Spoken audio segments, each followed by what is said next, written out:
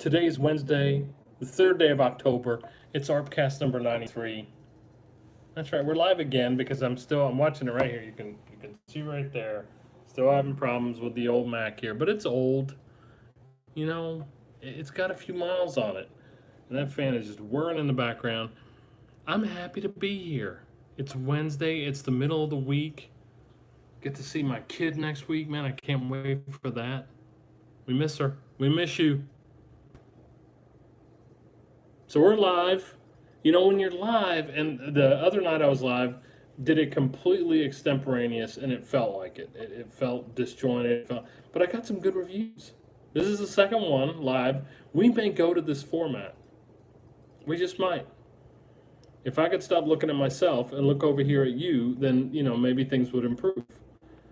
So another live ArpCast here in October. Radio Face is back. Hashtag Radio Face is back. That's right, for another night, for another evening of whimsy and conversation. Talk to me. Get on. Let me hear you. Let me see you. Political season is heating up. You know, I said I wasn't going to get into it. I'm not. But I had a great conversation the other day, and it set straight for me some things that I need to be doing as a citizen. I'll stop there. And I heard some crazy stuff today, man. It was so crazy. I wonder. I wonder. Fall is not, you know, politics heating up. Fall is not cooling off. It's hot out there. It's warm. It's like 89 when I got in the car today. Woo! It was Blue Shirt Wednesday, right there, blue. This is not purple. Okay? For all of you folks out there that think it's purple, it's not purple. It's blue. Blue. It's like Oxford blue. That's what it is. Blue Shirt Wednesday rolls right into Bowtie Thursday. So we'll have the bow tie on tomorrow. Of course, we're not broadcasting tomorrow, so you will miss the bow tie. That said, for those of you that are in the bow tie mood, please observe Bowtie Thursday. That's all I can say about that. Intelligence, information, data,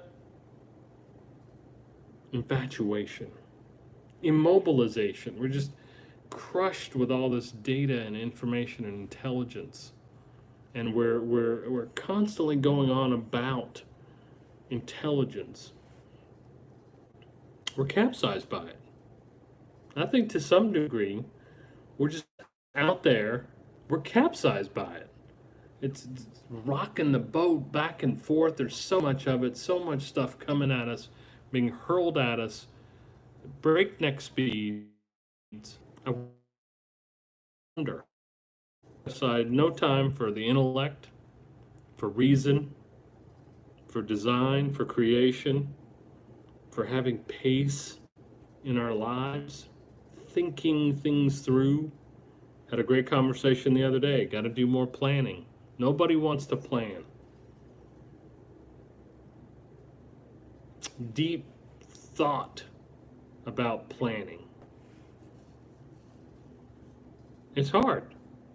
It's hard to have the long view to say, you know what, something that you're doing today, living in the now, not worried about the future, but living in the now, trying to make something better in the future by emphasizing your effort, your work today.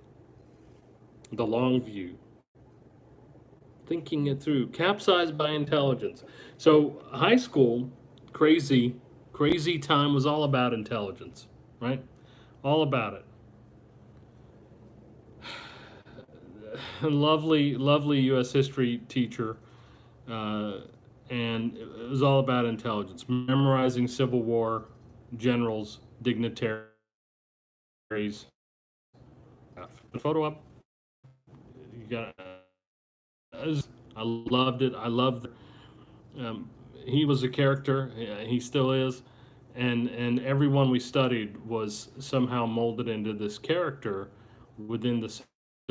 In fact, all of U.S. history in this particular class, but it was about intelligence.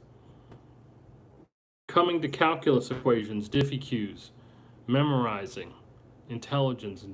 Now, it did make me think about certain things and visualize certain things, as did the U.S. history class, and how people and power and authority are abused,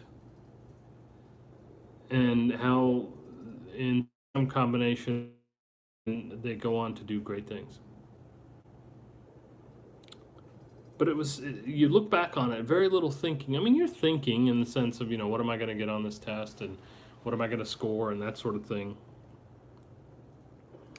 But thinking is a lost art. I was having a conversation today with a friend of mine, and lost art, broken science, right? They just it don't teach it as a sort of chaste and desired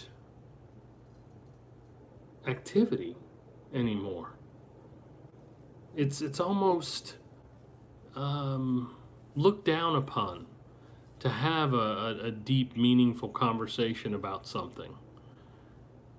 I'm not saying that you have to or that you should want to or any of those things, but that pattern in our lives seems to be on the downhill slope. Dilution, extinction. I really think that. And so why think when you can produce, right? That's everything is geared. So I had actually 2 conversations very great with friends, and everything is about rapid development, rapid prototyping, agile, and getting things done. All great, right? Got to keep pace with the market. The market is changing. The world is changing. We've got to keep pace. And I can appreciate that. I really can. I live it every day. Love my job. Love the people I work with. Love the community I live in. But who has time for thinking and discussion and dialogue and debate? Candid debate. Candid debate. My uncle probably still says it to someone. I haven't talked to him in a while. But in Gujarati, time koni paase છે. Who has the time, right? Who has the time to stop and have these meaningful discussions, these relationship building moments? Please take time to do that. Because what is the payoff? The payoff is tremendous. It's immaculate. Why is it immaculate, right? We think about immaculate in terms of, certainly the Judeo-Christian context of the immaculate conception and the like. Why is it immaculate? Because there's very little thinking. It's so rare a thing, it seems. And perhaps maybe it's just a function of the time and the culture. It's not a maybe, it is, right? But thinking and doing so with an eye of living in the now, producing good thought about today. It just doesn't seem to, it's about drowning out the opposition. It's about the fast turn.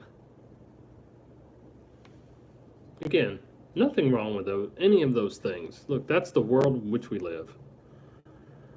But what I ask you is that when you're out in deep water and you're confused and erratic, you don't know where you're going,